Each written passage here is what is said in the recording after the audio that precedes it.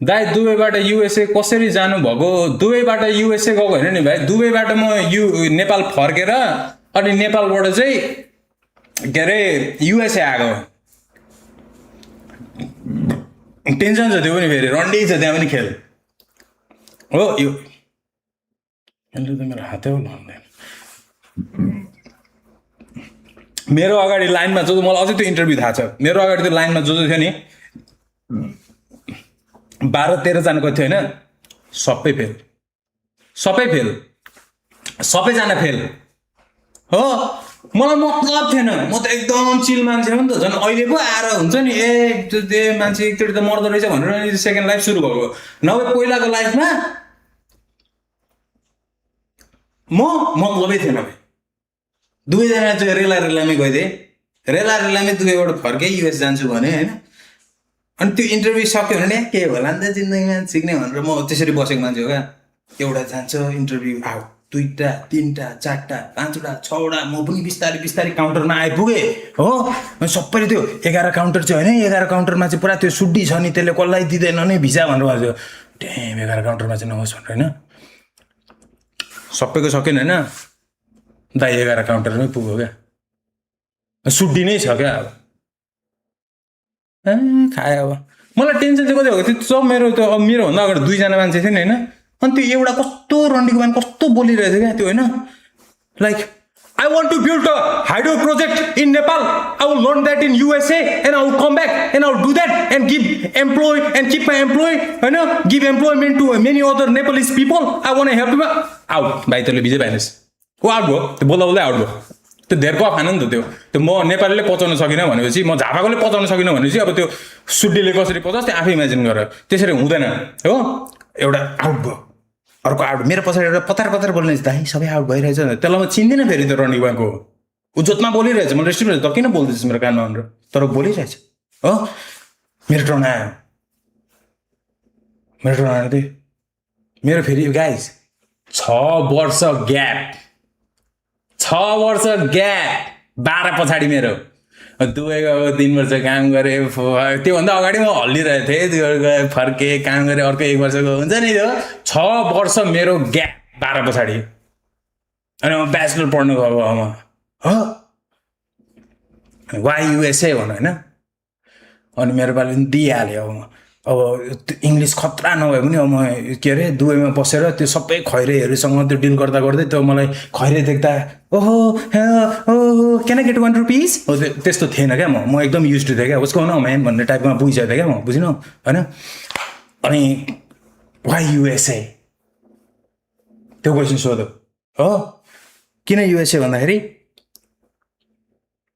म 12 सकेर म दुबई गएँ होइन। अनि दुबई गएपछि होइन, I kind of realize the importance of academic qualification होइन।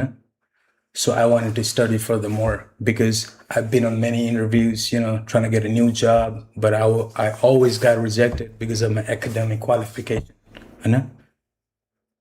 So I just want to pursue my studies. देखो त्यो सुड्डी ओके भन्नु, तर भित्रबाट यस्तो पनि थियो नेपालमा, यस्तो पनि बोल्छ नेपालमा, उसको त्यो थियो रियाक्सन। तर उसले आफूलाई कन्ट्रोल गरी चिल कान्छे, चिल यो मनिष मात्रै हो के मान्छे हो, चिल गरे आफूले। अनि तेरो बाबुको बिजनेस के छ भनेर हो। अब अलरेडी ल्यायो त मेरो बाबुको त्यहाँ 40-50वटा गाडी छ भनेर। अब गाडी छैन मेरो बाबुको, गाडी छैन, एउटा गाडी छ त्यति हो 50-60। मेरो बाबुको बस कम्पनी छ होइन, ट्रान्सपोर्टेसन कम्पनी छ होइन। So he makes a lot of money, होइन। It's not a problem. Money is not a problem. यस्तो गरेर सक्क साइन गरेर होइन, यो उहाँ पे गरे भनेर काउन्टर नम्बर 12मा पे गर है भनेर। काउन्टर नम्बर 12 छोरो पहिले रेडी पैसा बोकेर गएको थियो।